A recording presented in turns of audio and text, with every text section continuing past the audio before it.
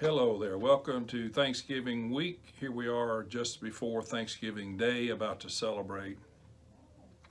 And I was thinking about a very familiar verse from Psalm 118:24 that years ago we used to sing this song as a worship chorus, and we sang it so much that it really got old. And I'll be honest with you, I don't care if I ever hear that song again. But the words of this psalm are very vibrant and still applicable to our lives. And the words go like this: This is the day the Lord has made, and we will rejoice, or I will rejoice and be glad in it. How do you start your day? Do you wake up in the morning and your feet hit the floor and you say, "Good morning, Lord"? Or do you say, "Good Lord morning"? It makes a difference. The rest of your day makes a difference how you start that day. When we approach life and we approach this psalm, we recognize that each day that God gives us is a gift. None of us are promised tomorrow. None of us are promised this afternoon. But when we receive a gift, when we wake up in the morning, we have received a gift of a day. What are we going to do with it? We're going to make the proclamation with our lives: this is the day that the Lord has made. In God's infinite wisdom, when we wake up, He has created another day. He could have stopped. He could have said, "Okay, that's done. Calling the game. It's over." But He gives us another day. And what are we going to do with that day? We're going to move out into our world and find a way to serve God. Now, do you think you have ever had a bad day?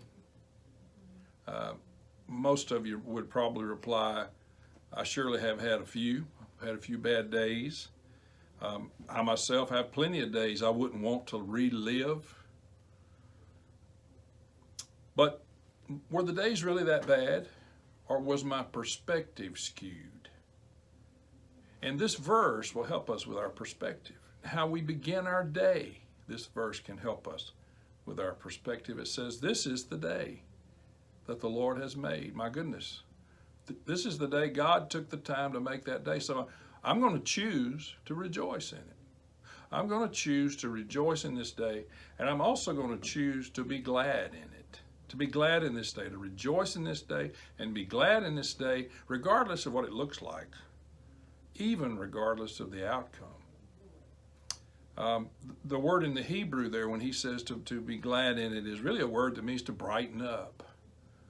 So can you get up in the morning and say, "This is the day that the Lord has made. It's a gift to me, and so I choose to rejoice in it, and I choose to brighten up my countenance and brighten up my attitude and move on with life and then move out into my day."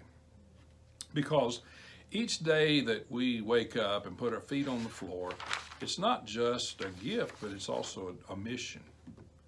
It's a mission. We have something to do. Some people say, "Well, I get up in the morning because I owe, so off to work I go."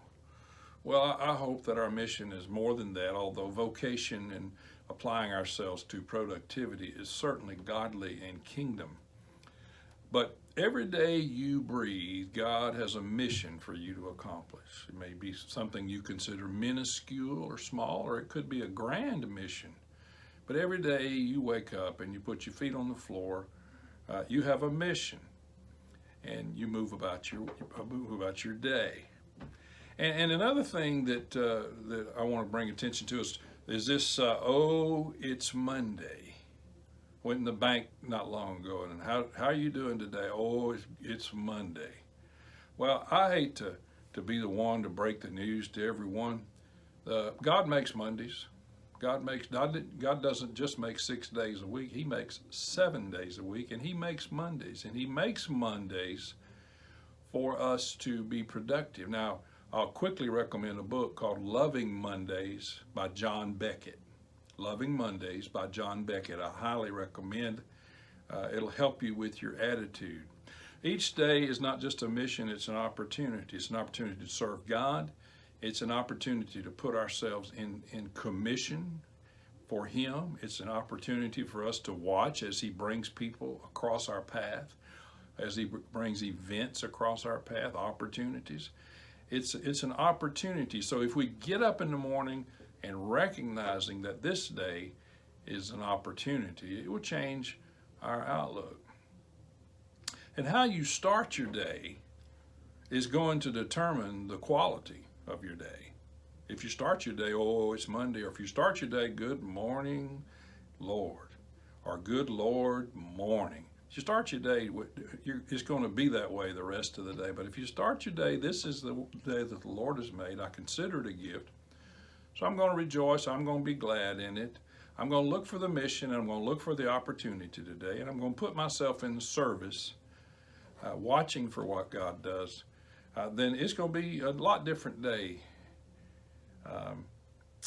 Recently we covered Lamentations 3, where because of the Lord's faithful love, we do not perish, for his mercies never end. They are new every morning. Every morning we get up, we got new mercies.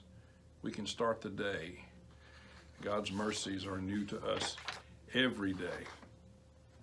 And so I want to finish by just giving you a little practical exercise that you can do. I don't do this every day, but I try to do it most days.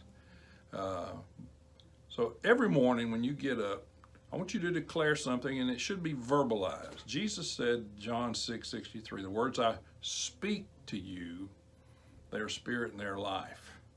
And so start with something like, this doesn't have to be you, but just start with something like this. Lord, today I consecrate myself unto you for this day. I submit myself to you to be your servant for this day. I'm putting myself in service for you. I pray that you order my steps, and that you order the divine intersections and appointments that you have for me today. And then watch for those. Say, then provide me the wisdom and the knowledge to know how to respond and interact each of these. How many of you know if you pray it, he'll answer it? Allow me to serve you this day in any way you see fit. So you're not making predeterminations about how you're going to serve God. You just say, I'm going to serve God today, and let God's direction determine what that is. Let my actions and words today bring glory to your name and contribute to the extension of your kingdom here on the earth. That you might be a participant in seeing God's kingdom established in people's lives. And then I pray for your sustaining and empowering mercies and grace throughout my day. Now, if you would do that exercise every day for 7 days, don't do it for me, do it for you. If you'll do that every day, just you word it the way you want to word it. And I'll go through them quickly again just so you'll have it. Lord, today I consecrate myself unto you for this day. I submit myself to you as your servant. I pray that you order my steps and order my divine appointments. Provide me the wisdom and the knowledge to know how to respond to all of these appointments. Allow me to serve you in any way you see fit. Let my actions and words today bring glory to your name and contribute to the extension of your kingdom in the earth. And I pray for your sustaining and empowering mercies and grace throughout my day. Do that for 7 days. I believe that you'll find out at the end of the 7 days, you've had a great week, and you've had some really good days, because how you start that day makes a big difference towards how you end that day. So you go ahead and act like somebody and do this every day. Start your day by saying, this is the day, God's made it, I'm going to rejoice in it, I'm going to brighten up my countenance and brighten up my day and go about God's business. Y'all have a happy Thanksgiving. Good day.